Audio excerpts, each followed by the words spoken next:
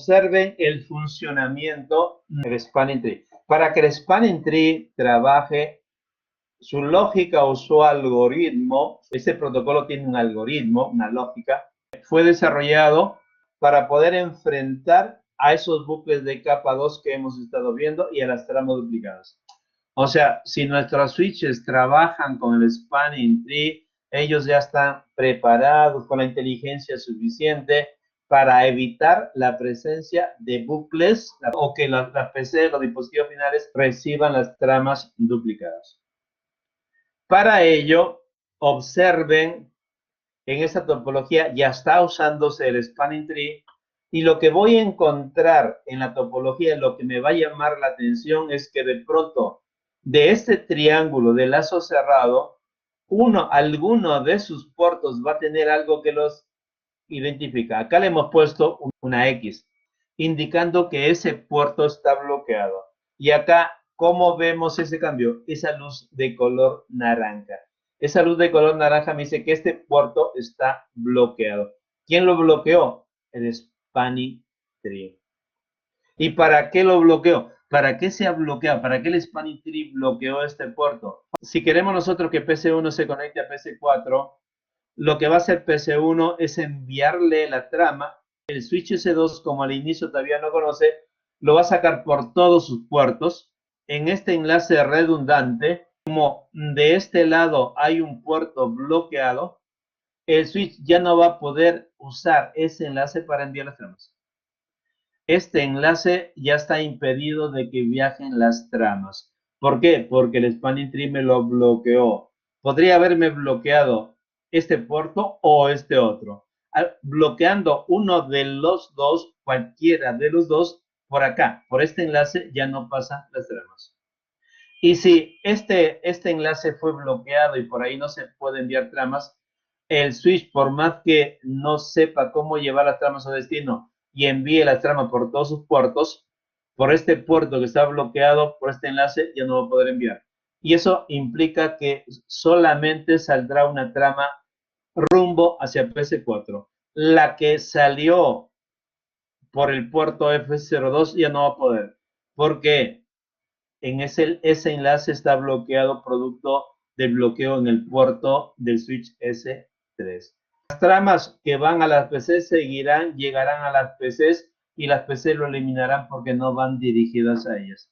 Pero veo que esta trama va a llegar a S1. S1, como no sabe cómo llevar, lo va a enviar por todos sus puertos. Eso significa que una trama lo va a dirigir a PC4 y la otra trama lo dirigirá a S3. Y como S3 ya no sabe qué hacer con la trama y no era para ella, lo elimina y PC4 solamente ha recibido una trama. O sea, gracias al Spanning Tree, mi computadora ya no recibe tramas duplicadas.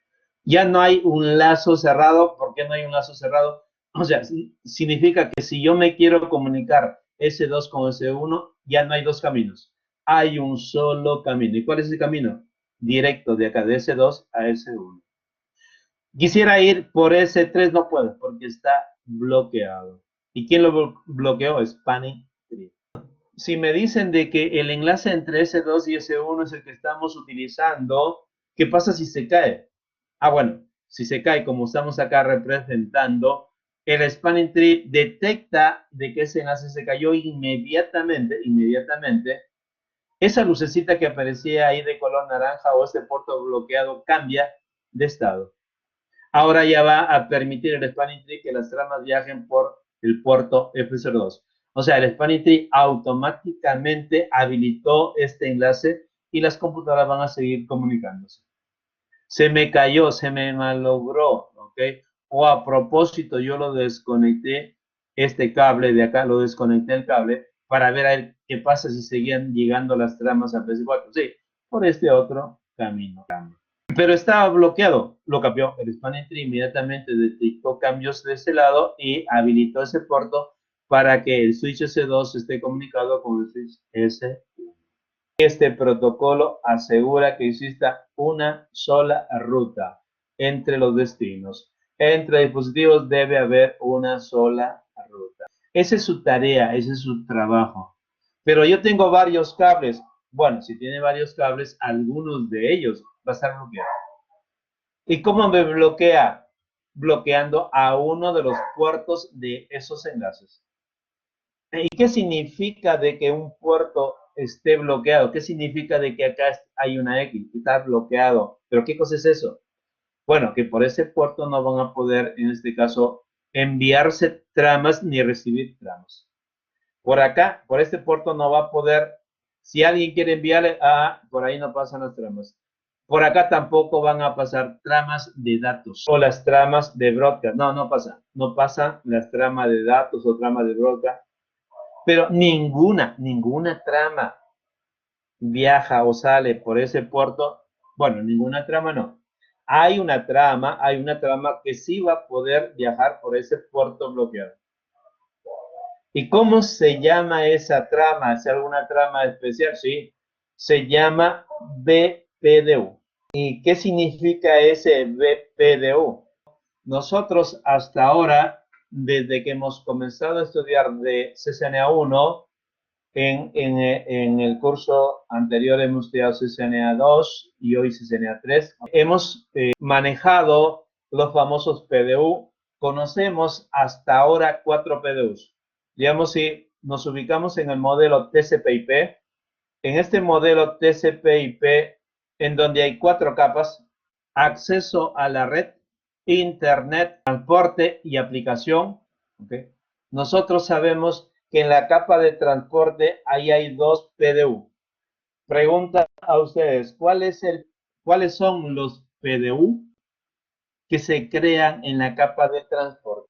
Muy bien, Joel. El datagrama y el segmento. ¿Y cuál es el PDU de la capa de Internet? Ese es el paquete. Y en la capa de acceso hay otro PDU. ¿Cuál es ese PDU? Este acá.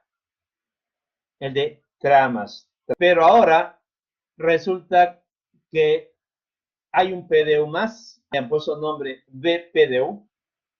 ¿Y qué significa ese BPDU? Este es no de bit, sino de bridge o puente. PDU de bridge, PDU o unidad de datos de protocolo de bridge. Ese PDU, esta unidad de datos de protocolo de bridge, ¿quién lo genera o quién lo utiliza? El protocolo Spanning Tree. ¿Y para qué lo utiliza? Bueno, para evitar justamente la presencia de los buques. Digamos, en los switches está trabajando un protocolo. ¿Cómo se llama ese protocolo? Spanning Tree. Los switches van a intercomunicarse enviándose PDUs especiales. ¿Cómo se llaman esos PDU especiales? BPDU o PDU de bridge. ¿Para qué están intercambiándose? Justamente para evitar los buques. Para poder, de alguna manera, saber en este lazo cerrado cuál de los puertos lo bloqueó. Y de pronto seguro que descubrió que este puerto debería ser bloqueado. El algoritmo de Spanning Tree, el STA, es el algoritmo que utiliza el STP, o su lógica, el programa que tiene, va a determinar los puertos de switch de la red que deben ser bloqueados. ¿Cuál es el trabajo que va a hacer en este caso el Spanning Tree en esta red?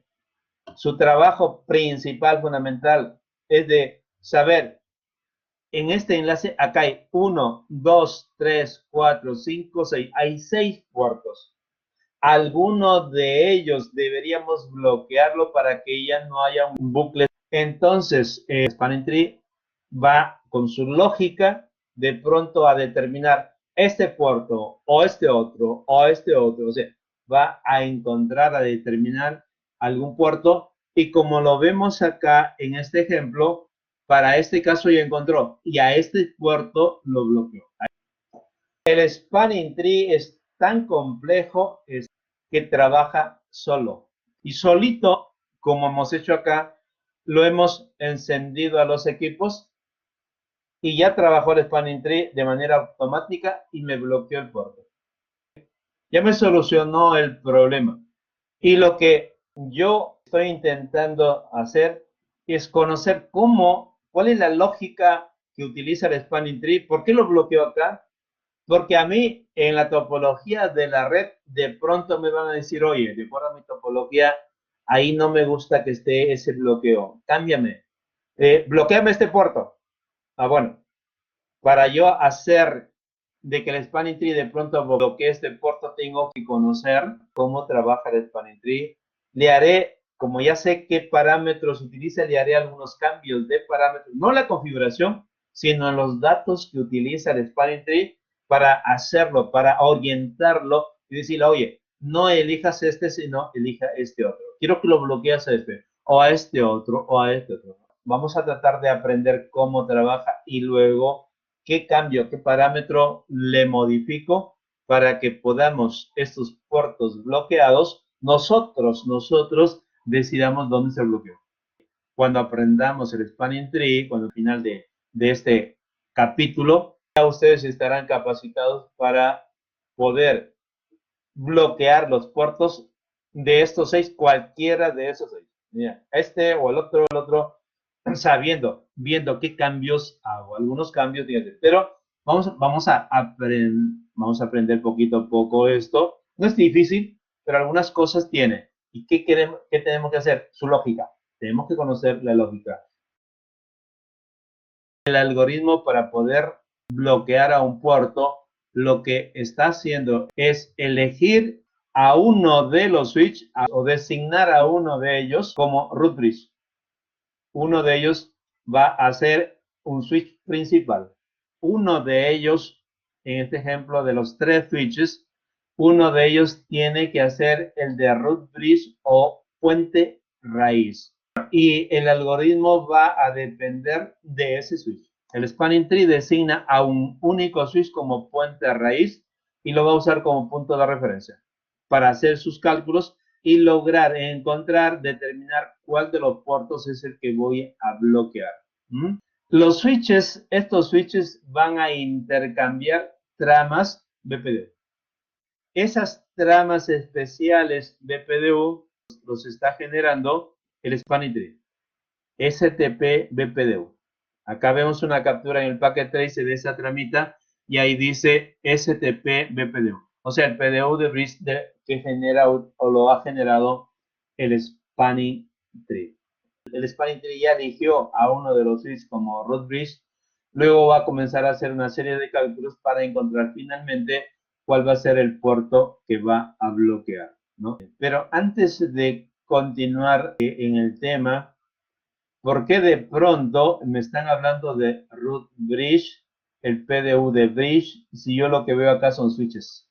Y para eso les debo recordar que el primer dispositivo para conectar computadoras e implementar una LAN fue el hub.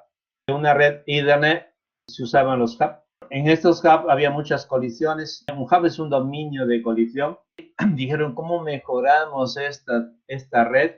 Y se les ocurrió interconectar a los hubs, este es otro hub, interconectar a los hubs con un dispositivo, lo conectaba por acá, lo conectaba por acá y lograba, si antes los hubs se interconectaban entre ellos, todo era un dominio de colisión.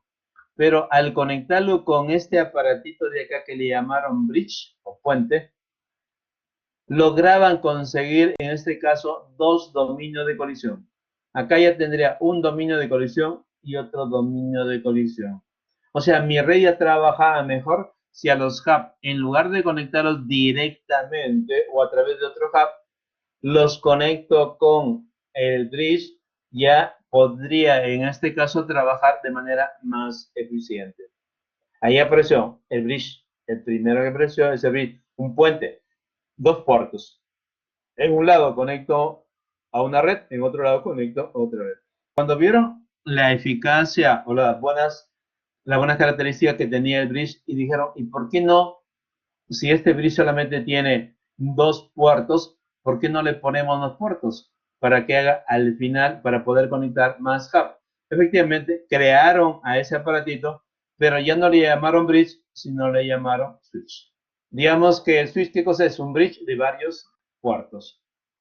Y el concepto que maneja el spanning tree es un poco haciendo referencia a este bridge. Pero cuando hablen de bridge, de qué están haciendo referencia? De switch, básicamente de switch. Digamos, de su nombre inicial o del dispositivo el cual dio origen a los switches. El puente raíz o root bridge sirve como punto de referencia para todos los cálculos y determinar las rutas redundantes que deben bloquearse. En este caso, el switch S1 ha sido elegido como root bridge. Y la pregunta es, ¿por qué de pronto este switch ha sido elegido como root bridge? Y la respuesta es que cada uno de los switches debe tener un ID, una identificación, un número. Esa identificación que debe tener cada uno de los switch o bridge le llamamos bridge ID o BID, bridge ID, ¿no? Identificación del bridge ID, que al final es un número, Todos los switches deben tener un bridge ID y ese bridge ID tiene, en este caso, tiene 4 bits para establecer un número que le llamamos prioridad del puente o del bridge, 12 bits para, en este caso, el ID del sistema extendido, hasta ahí tengo 16 bits, y luego 48 bits, en este caso de la dirección MAC. Desde la dirección MAC que identifica a cada uno de los switches. Cada switch debe tener una dirección MAC. Entonces, cada uno de los switches va a tener, por ejemplo, este numerito. 32.868 y a continuación 000A 2A77. Este, digamos, representaría de alguna manera, le llamamos a la prioridad y esta es la dirección MAC. O sea que mi bridge ID tiene dos partes. Una prioridad y una dirección MAC. Que al final los switches lo toman como una sola unidad, ¿no? Son, si no me equivoco, 64 bits. Y esas bridge ID o identificaciones se van a comparar. Y cuando los comparamos, obviamente, en la comparación, primero se compara el dígito más o los bits o los dígitos más significativos, los que están más a la izquierda, y luego se van comparando los de la derecha para ver cuál es mayor o cuál es menor. Y vemos en este caso que los switches, cada uno de ellos tiene su bridge ID, la prioridad 24.000, la prioridad 32.000, la prioridad 32.000. Al comparar los bridge ID de los tres switches, vemos que el switch S1 tiene menor bridge ID que los otros. Y el switch que tiene menor bridge ID gana. Ese es el puente raíz. O sea, para que un switch sea elegido como root bridge, ¿qué característica debe tener? Debe tener el menor bridge ID. Y ese bridge ID, ese número, tiene dos partes, ¿no? La prioridad y la dirección MAC. La prioridad y la dirección MAC. Y en este caso, ¿cómo es que se ha logrado que este switch sea elegido como root bridge? Modificaron la prioridad. Se puede modificar, manipular la prioridad. O sea, yo puedo hacer que el switch S1 o el 2 o el 3 sea el root bridge, obviamente cambiando la prioridad. Son una de las alternativas. Ese es uno de los parámetros en donde yo voy a intervenir, o nosotros vamos a intervenir, en este caso, en el accionar del spanning tree. Es decir, no, ya no quiero que sea ese el root bridge, haz tu cálculo con este otro, ¿no? Pero tendré que cambiarle a este otro la prioridad para que tenga una menor prioridad. Adicional a esto, hay que hacer mención que para que los switches puedan de pronto decir S1 ya quedó, en este caso como root bridge, entre ellos se envían los BPDU y en cada BPDU, en cada trama tiene que haber, en cada BPDU tiene que haber dos números. Un bridge ID del switch, acá debería estar, en ese BPDU debe estar el bridge ID del switch, ¿ok? Y el ID del root. Al inicio, cuando recién lo encendemos, está solito, el solo es, él al inicio dice, yo soy el root. O sea, cuando envía su trama, vamos a ver ahí que el switch S2 dice que el ID de root da su identificación y en el bridge ID de switch obviamente también da su identificación. Pero después, al compararse, por ejemplo, cuando S1 y S2 se encuentran y se comparan, el S2 le dice, este es mi bridge ID 32.769, ¿tú qué número tienes? 24, me ganaste, está bien. A partir de ahora, tú eres el root bridge y anota, comienza a intercambiar los BPDU, ya no con el ID de root de él, con su número, sino con el número de S1. Y así van intercambiando entre ellos hasta que finalmente todos los switches logran, en este caso solamente 3, logran identificar, comparándose entre ellos, quién tiene el menor bridge ID. Un detalle más que también podemos aclarar. Prioridad, ese numerito, tiene dos partes. La prioridad del bridge, que es un número fijo, y adicional a él lo acompaña 12 bits del sistema extendido, que de manera sencilla, este es el número de vida. Este puede valer 1 si es de la fila 1, un 10 si es de la fila 10. Por ahí más adelante ya vamos a ver más en detalle el ID del sistema extendido. Pero por ahora ya vemos que cada uno de ellos tiene su identificación del bridge y debe ser elegido a uno de los switches root bridge. ¿Y cuál es la condición? Que tenga el menor bridge ID. El comando que se utiliza acá se llama o es el show spanning tree. Y en este show spanning tree van a poder ver que al inicio aparece root ID identificando una prioridad 25,000 y pico y luego una dirección MAC. Estos dos es la identificación del root bridge. Y luego a continuación debe dar el bridge ID, que también tiene una prioridad y una dirección MAC. O sea, cuando se usa este show spanning tree, cada mensajito de estos va a identificar del switch S2 cuál es su bridge ID y quién ha sido considerado como root bridge. Veamos ahora algo más interesante sobre cómo es que trabaja el spanning tree. Una vez que uno de los switches fue elegido como root bridge, y en este caso estamos considerando que S1 es el root bridge o puente de raíz, deben comunicarse los otros switches con el root bridge. Digamos que el root bridge es el jefe. Los otros switches ya no son jefe, pero los otros deben estar en contacto, comunicándose, recibiendo información del root bridge. Y para eso deberíamos ver ¿cuál es el camino que va a utilizar? Por ejemplo, ¿cuál es el camino, la ruta que va a utilizar S2 para comunicarse con C1?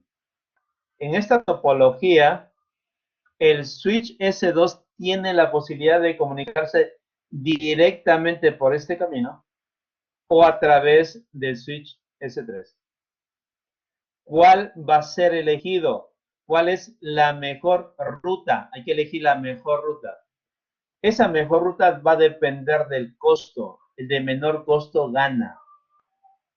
¿Y cuál es el costo cuando voy directamente de S2 a S1? Por este enlace Fast Ethernet. Momentito. Si los puertos de los switches son Fast Ethernet, ese enlace ya tiene un costo.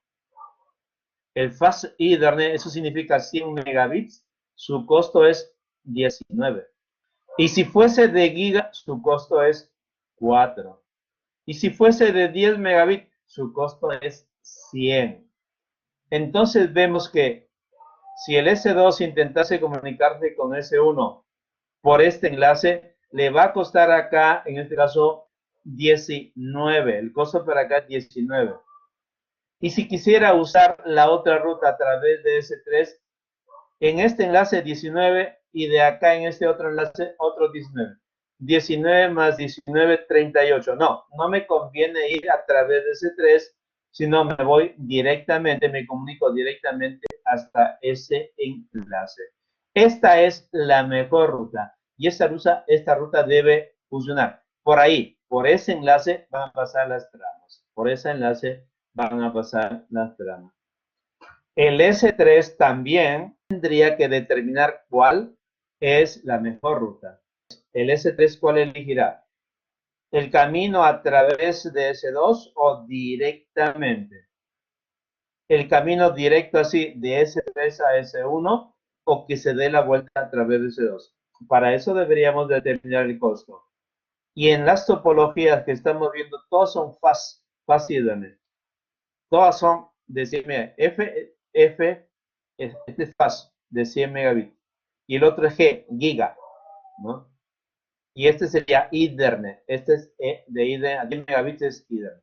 Entonces, obviamente, para que mi switch S3 se comunique, la mejor ruta para que se comunique S1 con S3 es este de acá.